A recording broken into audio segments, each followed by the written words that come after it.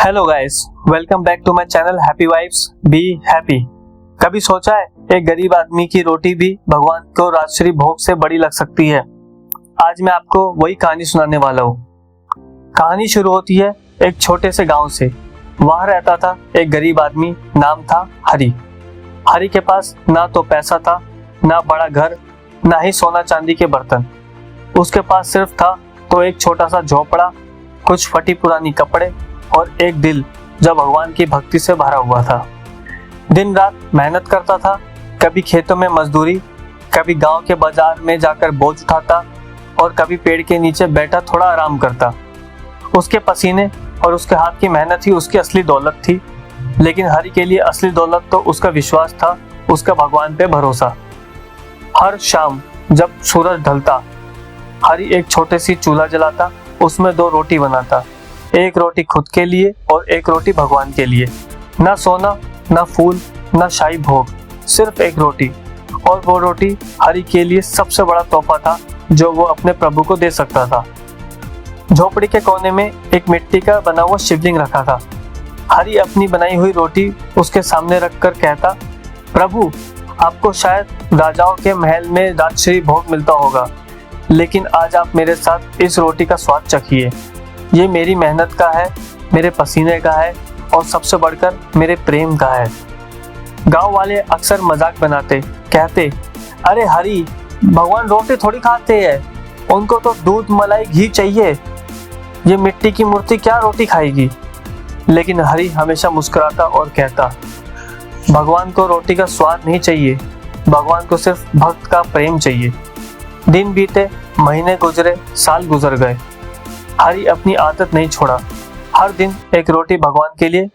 कभी खुद भूखा सोता, लेकिन रोटी भगवान के लिए रखता। उसके लिए भक्ति एक लेना देना नहीं था, यह सिर्फ सच्चा प्रेम था। और एक दिन गांव में एक कठिन समय आया। भयानक अकाल पड़ गया। खेतों में अनाज उगना बंद हो गया, नदियां सूख गई, गांव के लोग पलायन करने लगे। हरि के पास तो पहले ही कुछ नहीं था, अब तो उसके घर में एक मुट्ठी अनाज भी मुश्किल से बचा था। उस दिन उसने एक रोटी बनाई, वो भी बहुत मुश्किल से। उसका पेट काफी दिनों से भूखा था, लेकिन आदत पुरानी थी। एक रोटी भगवान के लिए उसने रोटी उठाई, शिवलिंग के सामने रखी और आंसुओं से डूबते हुए कहा, प्रभु, आज बस एक ही रोटी थी, शायद मुझे नहीं मिलनी चाहिए थी, पर मैंने आपके लिए बनाई है। आप मेरी भूख समझ जाओ, लेकिन इस रोटी को अपना आशीर्वाद बना लेना। और हरि बस इतना कहकर चुप हो गया। उसका दिल भर आया और उसके आंसू शिवलिंग पर गिरने लगे। और फिर कुछ ऐसा हुआ जिसकी किसी ने कभी कोई कल्पना भी नहीं की थी। झोपड़ी के अंदर एक तेज रोशनी चमक उठी। हरि ने आंखें बंद की। रूप इतना प्रकाशमान था कि देखना मुश्किल था, और उस रोशनी में खुद भगवान शिव प्रकट हुए।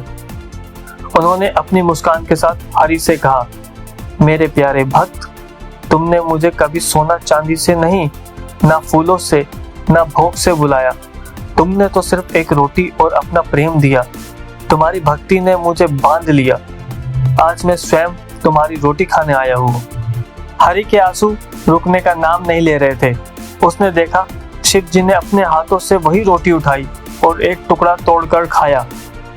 हरि, इस रोटी में तुम्हारी भूख का दर्द है, तुम्हारी मेहनत का पसीना है, और सबसे बढ़कर तुम्हारा प्रेम है। ये मेरे लिए राजश्री भोग से भी अधिक है। उस दिन गांव के लोग भाग कर आए।